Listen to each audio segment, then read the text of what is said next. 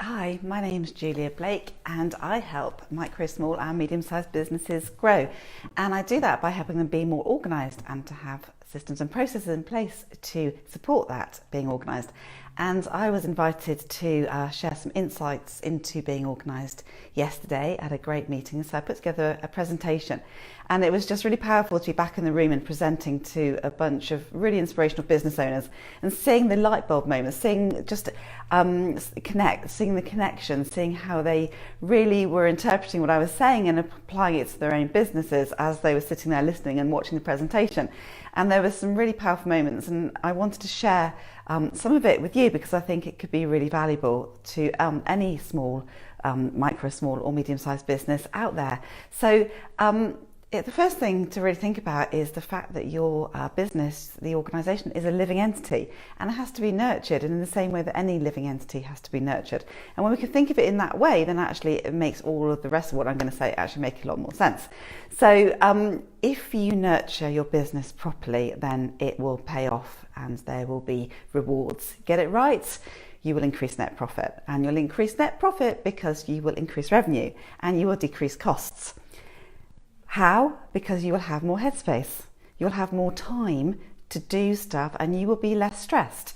Now, when we're stressed, it stops us thinking creatively. It stops us being productive because we're in fight or flight. We're just firefighting all the time. So we need to find ways of being less stressed in our business, and being organised is one of those ways. So if you have more headspace, then you have more ability to think, to be creative, to be productive, and to actually take your business forward.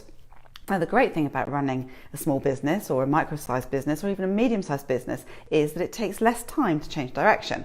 So if you think of a massive great oil tanker, I mean, it takes miles and miles, doesn't it, for that tanker to change direction. But when you're running a smaller organisation, it's like running a speedboat, it's like driving a speedboat.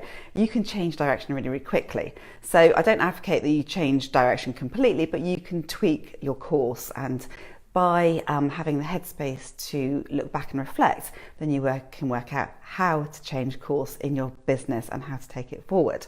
So there's two really important components to this, and I've touched on both of them before. It's about being organised and it's about having processes and systems in place within your business to allow you and enable you to be organised. But what does being organised mean? We're all organised to a certain extent. Some of us are more organised than others. Some of us are more organised in perhaps our business than in our home, or some of us are more organised in our home or in our business. So what does being organised mean? Well, it's kind of like one of those things. It's like trying to get jelly in your hands, isn't it? It just slips away. It's just impossible. Basically, we can all be more organised. We can all practice at being more organised, and we can actually make a conscious decision to be more organised. So to do that, you have to think of the benefits of being more organised. You have to encourage yourself, and it's much better to do this with a carrot rather than a stick.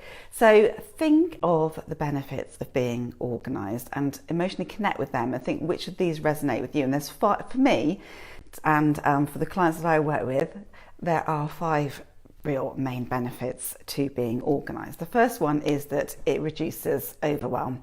The second is that it reduces stress. The third really is that being organised saves time because you're not trying to correct things that went wrong. So, and it also saves time finding things. If you have things nicely organised on your laptop, then it saves an enormous amount of time finding them.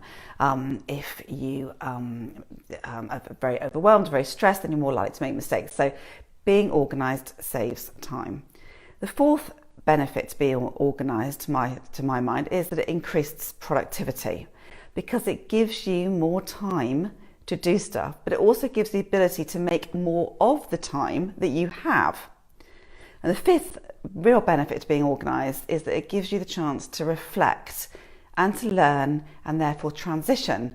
And as a business owner, that's absolutely vital, isn't it? And it goes back to what I was saying about the speedboat being able to change direction.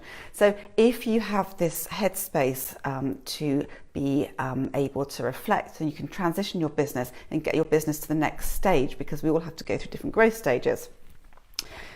So the rewards are great to being organised, and processes and systems help us be organised. And yet process, and again, it's like trying to get jelly off a plate. How can you sort of quantify? Where do you start? Again, think of what having processes and systems in place in your business will do for you. Well, first of all, is going to be an investment of time and energy, which is what I was saying about nurturing your business. But the rewards are great. The rewards are absolutely huge.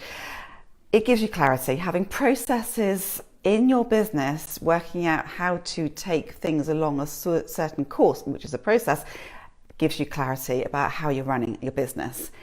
It will give you increased customer satisfaction. Your clients will move along their journey with you in a much happier way, and that will encourage them to give positive feedback, referrals, and of course enhance your reputation. And it will make your job easier as well. So it's a win-win situation.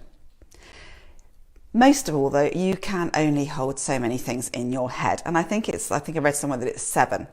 And I know this. The great example of this is when I'm packing to go on holiday, and I have, like the next 5-6 things to put in the suitcase, to do around the house to make everything ready to go away. And if I get interrupted by one of my children, I've got 3 teenage boys, if I get interrupted by one of those, then I actually forget what the 5th, the 6th and the 7th thing was that I was going to do. And that happens in business, of course. Once we get interrupted, then we forget what we're going to do. But if we have processes and systems set up, then we are being reminded to do those things by something other than ourselves. So you are less likely to drop the ball on something that you're doing, a piece of work that you're doing, a service that you're delivering. You're far less likely to drop that ball. And of course, the worst thing in business is dropping that ball, because our reputations could be damaged. So you will be reminded to do things when you most need it. So again, we all have bad days. We have days when our energy levels aren't as high as other days, and we have perhaps times in the day when our energy levels aren't as high as in other parts of the day. So I know that I am more energetic. I have more business development ideas and energy going on in the mornings than I do in the afternoons.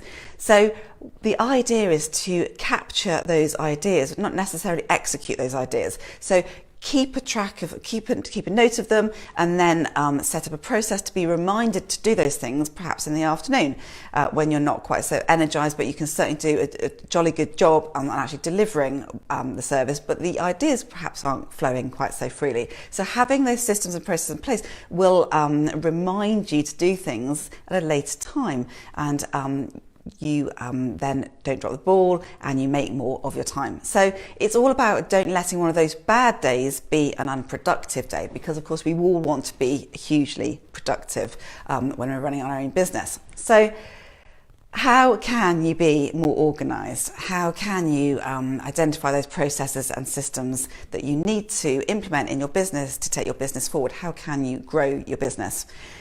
There's 5 main steps to doing this, and the first one is to take some time. Set time aside to do this. This is not a 5-minute job. This is not the back of a fag packet job. You have to actually take some time out of your business and really think about it, and it's worth it, because of course you're investing time in your business, you're nurturing your business.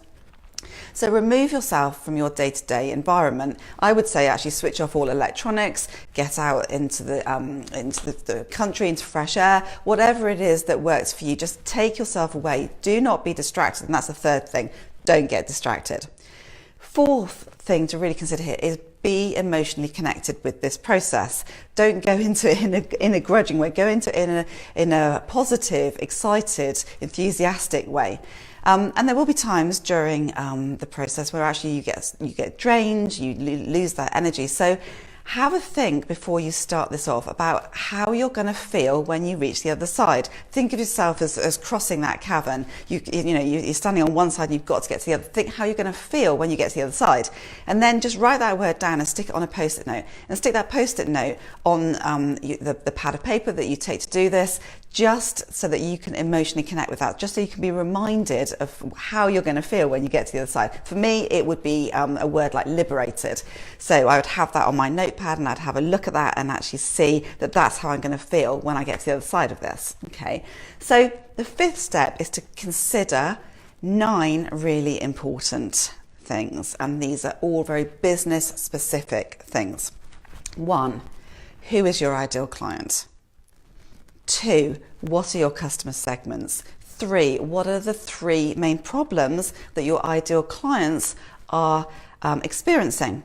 4. What are the solutions to those problems? 5 is what is your value proposition? What do you offer? What do you uniquely offer? 6 is what's your unfair advantage? What do you have that other people don't have? The 7th is what are your revenue streams? And the 8th is what are your channels to market? And the 9th is what is your cost structure?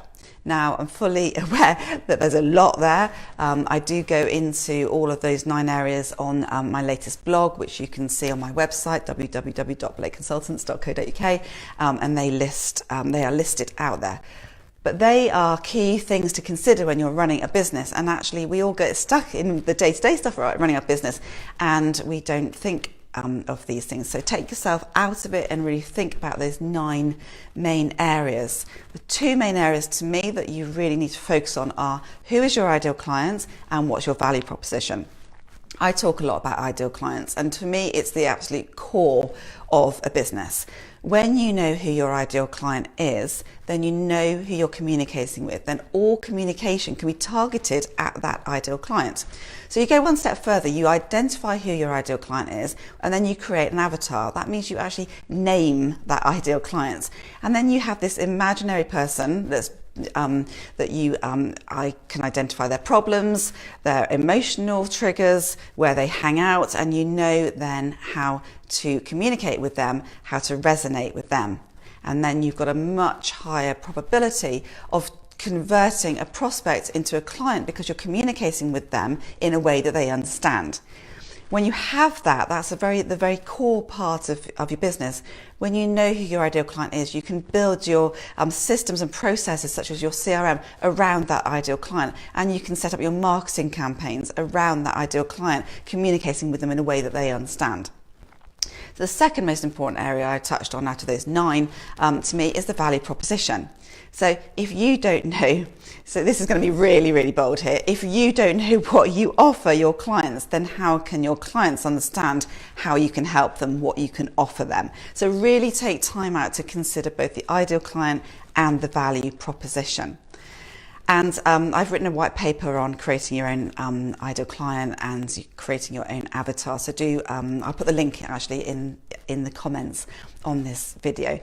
So we have covered so much already in this live, and it's a huge topic actually, but it's really important to go back to basics, back to some real basics about building a business, because you just get carried along, don't you? And so take a step back and think of these things. So I'm actually running a webinar next week, which is going to take this learning and apply it to how we can look at our own processes and systems. It's going to be quite a visual webinar. So I'm going to do it via a webinar. You can all see how the things that we've discussed, the 9 important components that we've discussed, feed into your processes and systems, how they feed into your goals, how that feeds into your avatar, how that feeds into your CRM, how that feeds into your marketing, your website, and then how that feeds into sales and net profit. So huge topic. So I'm going to put the link to that webinar as well in the comments on this video. And I'm getting carried away now, so I'm going to stop. Do let me know if you have any questions, or if you'd like me to recap on anything that I've covered. But all that remains for me to say is the webinar is next Tuesday at 12:30. I'm going to put the link, sign up for that, register. You can always watch it on a recording if you want. But I hope I've offered some food for thought and given you some ideas about how perhaps you can apply some of this to growing your own business by being more organised and having some systems and processes in place. So enjoy the rest of your day. Thank you for watching, and I'm switching off now before I go off on another tangent. So you take care. Bye.